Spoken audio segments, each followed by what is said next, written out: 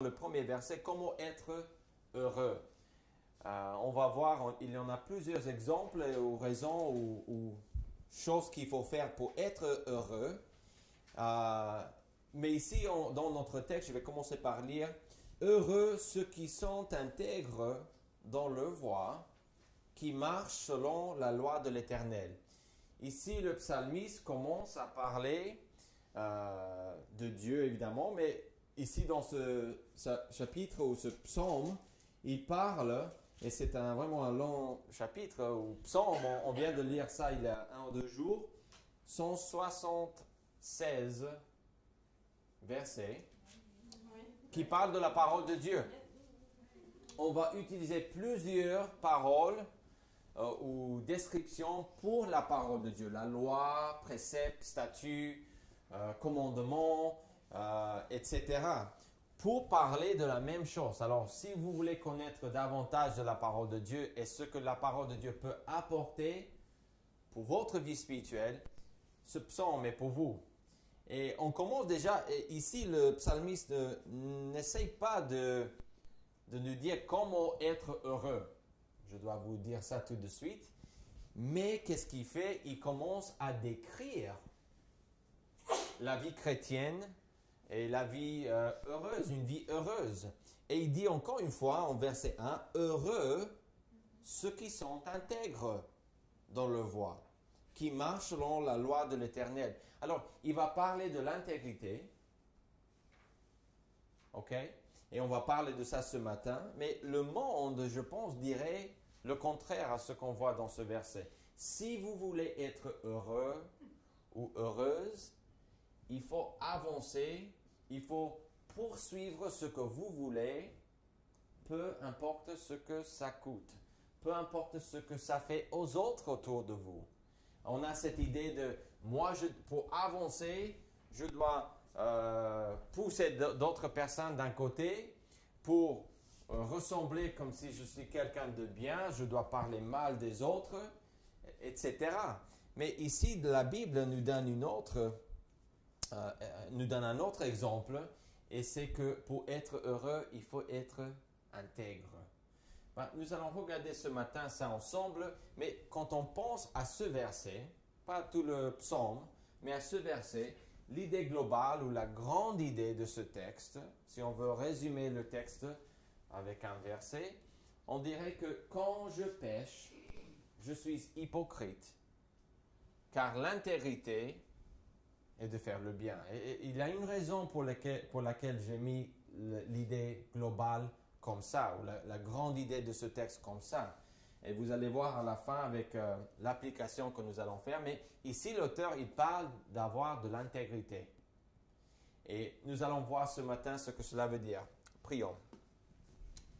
Père Céleste, aide-nous avec cette étude biblique à comprendre ta parole. Seigneur, notre but est de voir ce que tu dis et de comprendre ce que tu dis.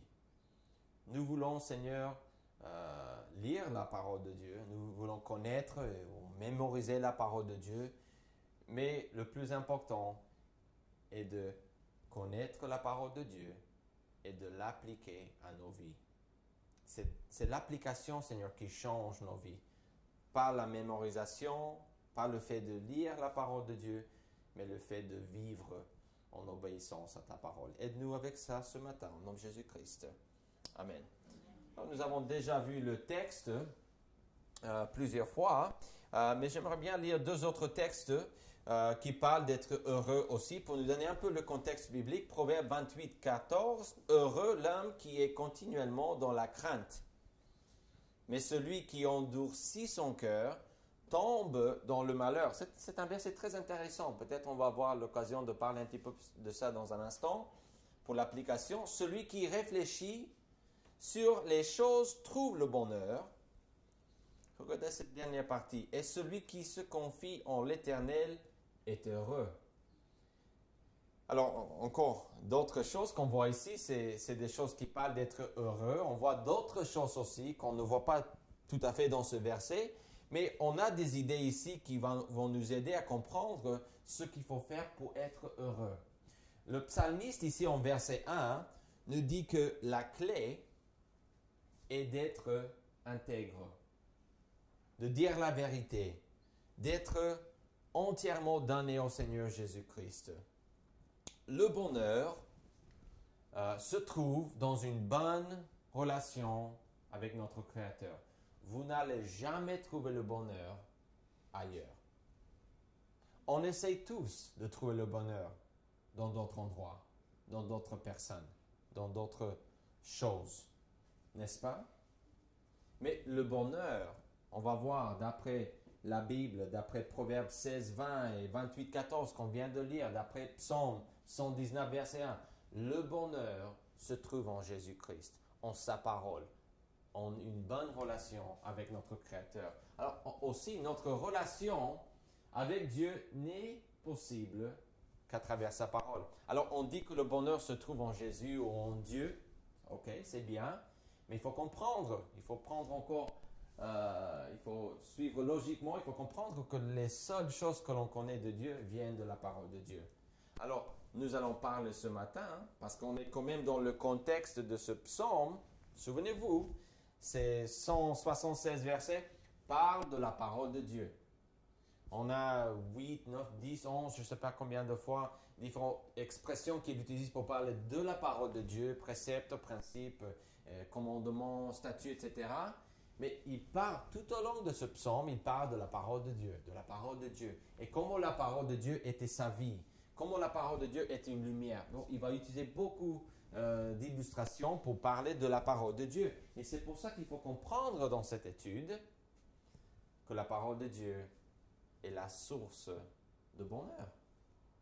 Mais ce n'est pas, c'est plus que la parole de Dieu, parce que le fait d'avoir une Bible chez vous ne va rien changer. Le fait de lire la Bible tous les jours ne va rien changer. Vous dites, vous êtes sûr, James, si je lis la Bible, c'est une bonne chose? Oui. Mais si vous ne vivez pas ce que vous lisez, vous n'aurez rien dans votre vie spirituelle. Et le bonheur, vous ne l'aurez jamais. C'est l'application de la parole de Dieu. C'est l'obéissance qui nous donne le bonheur. Et on va voir une partie de ça ce matin. Alors, question. Comment être heureux? Merci de m'avoir posé cette question. Il y a 2 pas à prendre si vous voulez être heureux. Vous avez la première sur votre feuille, je pense. Est-ce que quelqu'un a besoin peut-être d'un bic? Vous avez besoin? Non, ça va? Quelqu'un d'autre? Damien, tu as un bic? Pourquoi est-ce que tu as un bic? Normalement, je compte sur toi pour donner un bic. Non? Ok. Très bien. Alors, numéro 1, ne soyez pas hypocrite. Vous voulez être heureux? En gros, être heureux ou heureuse et de vivre pour Dieu. Je sais qu'on peut le simplifier comme ça, mais ça, on peut parler de beaucoup de choses. Il faut lire la Bible, il faut aller à l'église, il faut faire ceci, il faut faire... Bon, évidemment, la liste est longue. Mais dans ce verset, on va tout simplement parler d'une chose, d'une idée, et c'est l'idée d'intégrité, d'être intègre.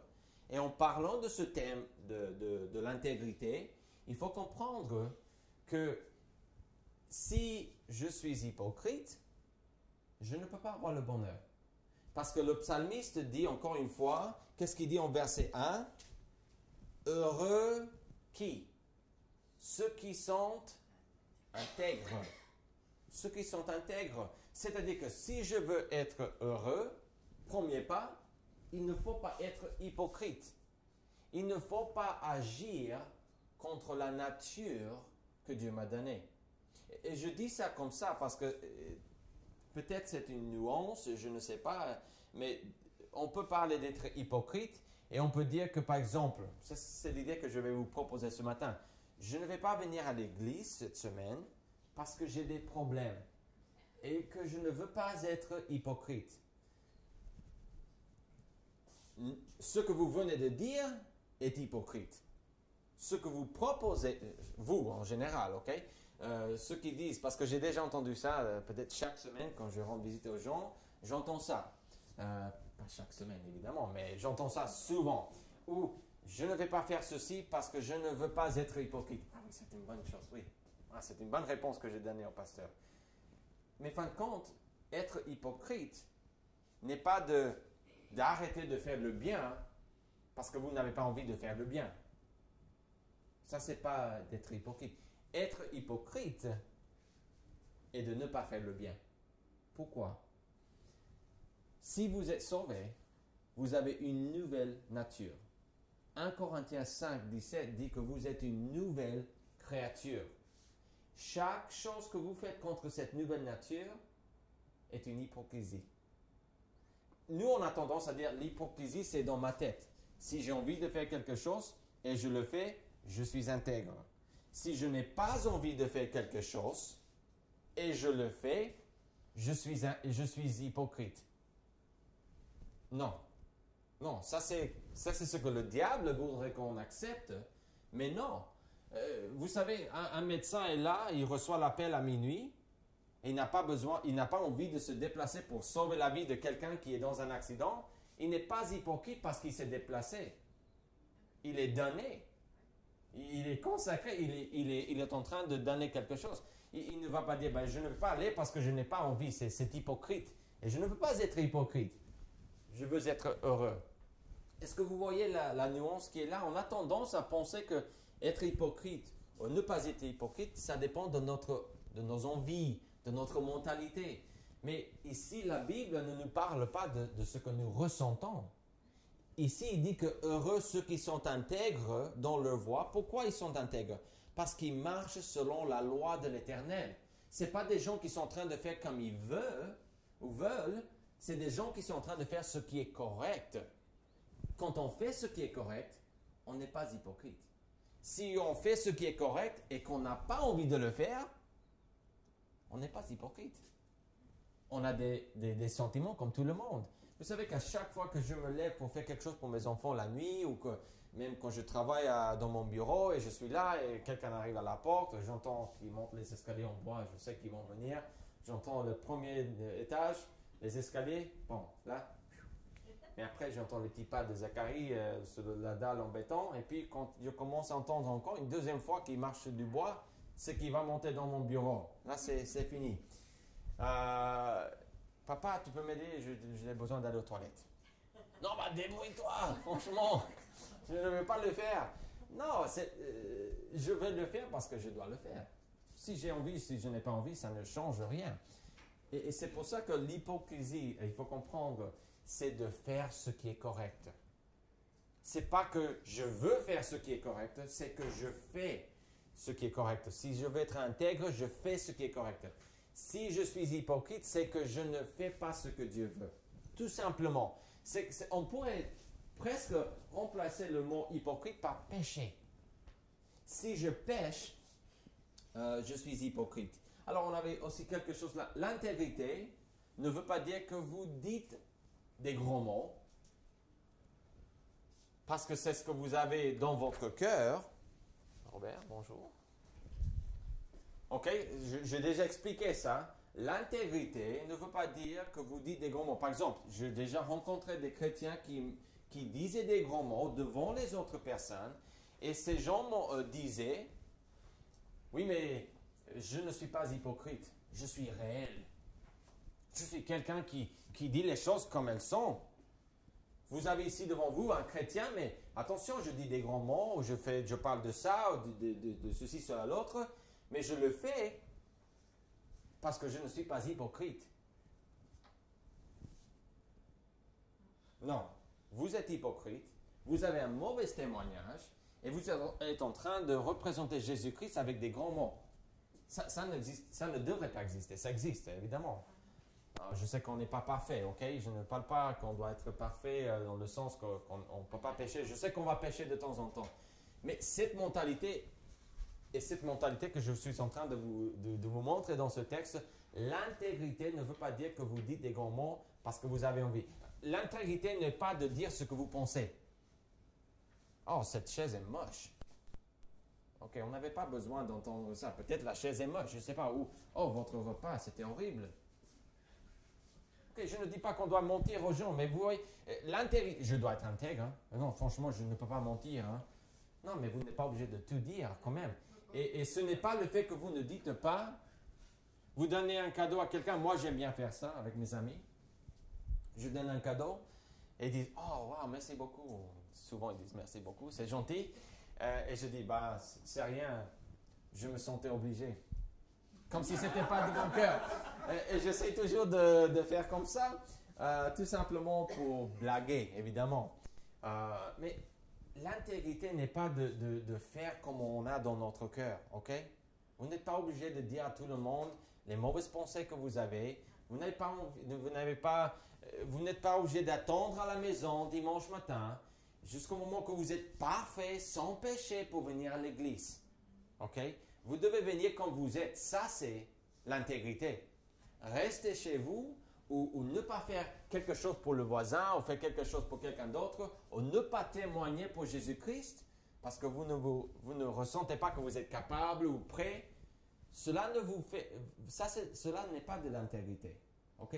Ça, c'est de l'hypocrisie. Vous avez quelque chose en vous que Dieu vous a donné. Vivre selon sa voie, selon sa volonté, ça, c'est l'intégrité.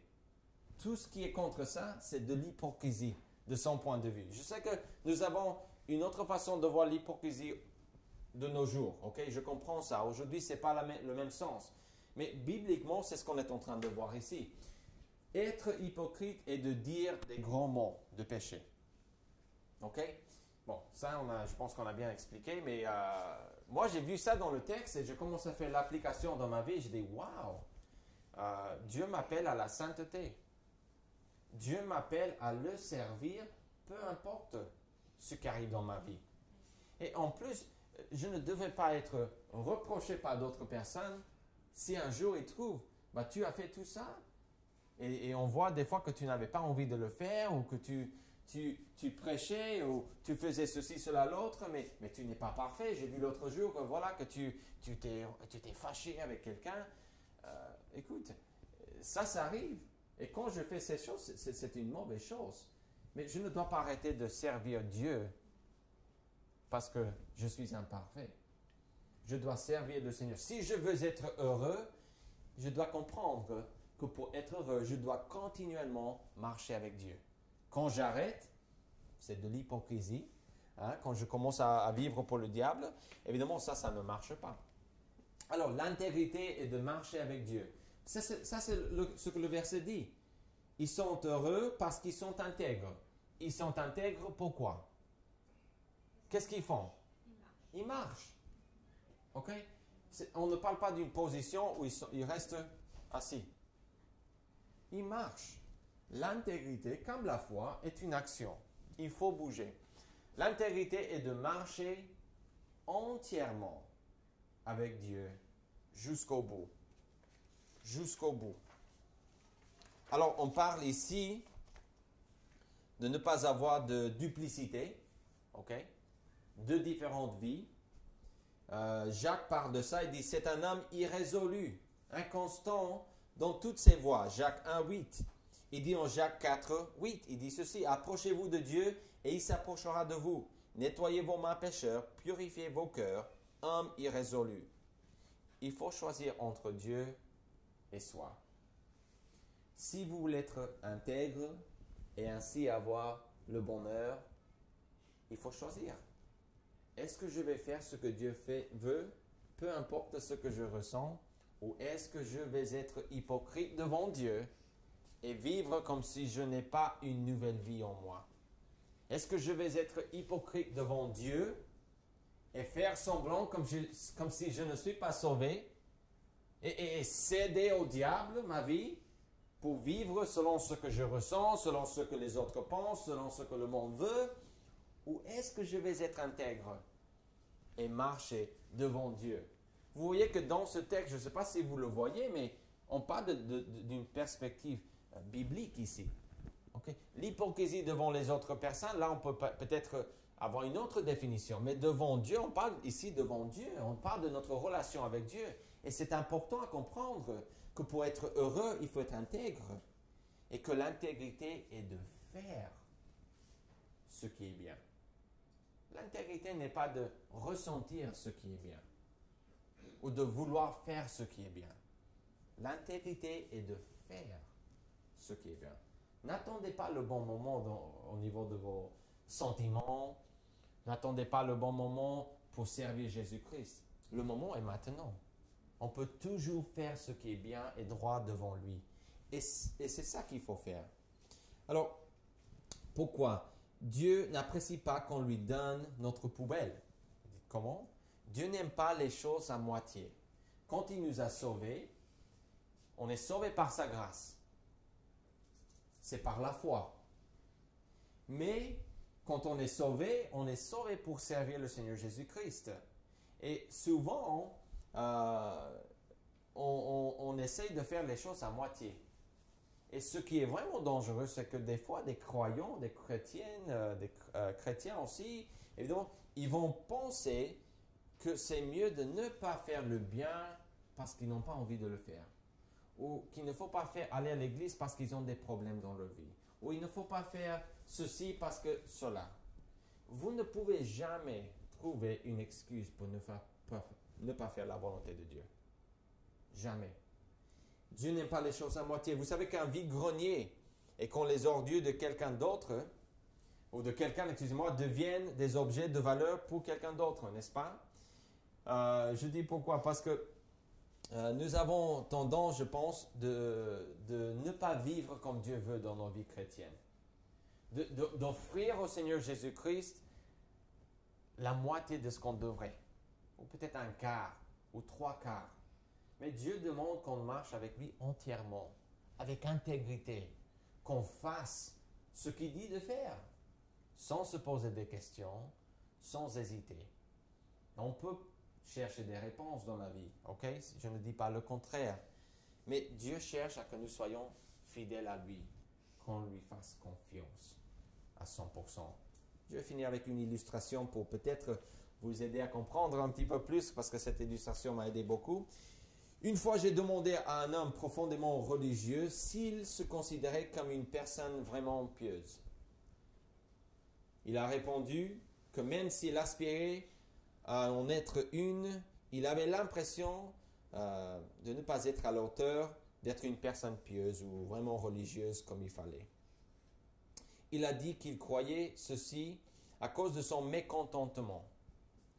Il ajoutait que les chrétiens malheureux reflètent mal leur religion et le Créateur. Il avait raison. Les gens religieux malheureux posent un véritable défi à la foi. Si leur foi est si impressionnante, pourquoi ne sont-ils pas heureux? Si notre Dieu est tellement grand, pourquoi est-ce que je ne suis pas heureux? Il ne peut pas me rendre heureux. Il y a deux raisons possibles. Soit, là j'ai coupé la feuille, excusez-moi, soit ils ne pratiquent pas correctement leur foi, soit ils pratiquent correctement leur foi, mais leur religion elle-même n'est pas propice au bonheur. C'est-à-dire, soit ils n'ont pas compris la Bible dans ce contexte chrétien, ou soit ils ne sont pas vraiment en train de faire ce que la Bible dit. La plupart des gens assument la dernière raison. Les croyants malheureux devraient donc penser à l'importance d'être heureux, sinon pour eux-mêmes, pour leur religion. Les gens religieux malheureux fournissent des arguments plus persuasifs pour l'athéisme que tous les arguments des athées. C'est une bonne pensée là, je pense, une bonne réflexion, n'est-ce pas? Conclusion, pour être heureux, il faut faire le bien. Pourquoi? Parce qu'il faut être intègre pour être heureux. Et l'intégrité est de faire ce qui est bien. Okay? Et le contraire serait l'hypocrisie. Okay? De ne pas faire ce qui est correct. N'adoptez pas la mentalité qui dit, si j'ai le désir de faire une chose, je dois le faire. Car sinon, je suis hypocrite. Non, l'hypocrisie est de faire le mal. Parce que vous êtes sauvés. Vous êtes une nouvelle créature. Jésus-Christ a fait de vous quelque chose de merveilleux. Et quand vous marchez avec le diable, quand vous marchez dans le péché, quand nous marchons dans les choses qu'on ne devrait pas, ou l'on ne devrait pas, ça c'est de l'hypocrisie, d'après le point de vue biblique. Père, aide-nous à être sincères. Nettoie nos vies du péché, Seigneur. Et donne-nous le désir d'avoir une relation intime avec toi. Au nom de Jésus-Christ. Amen. Amen.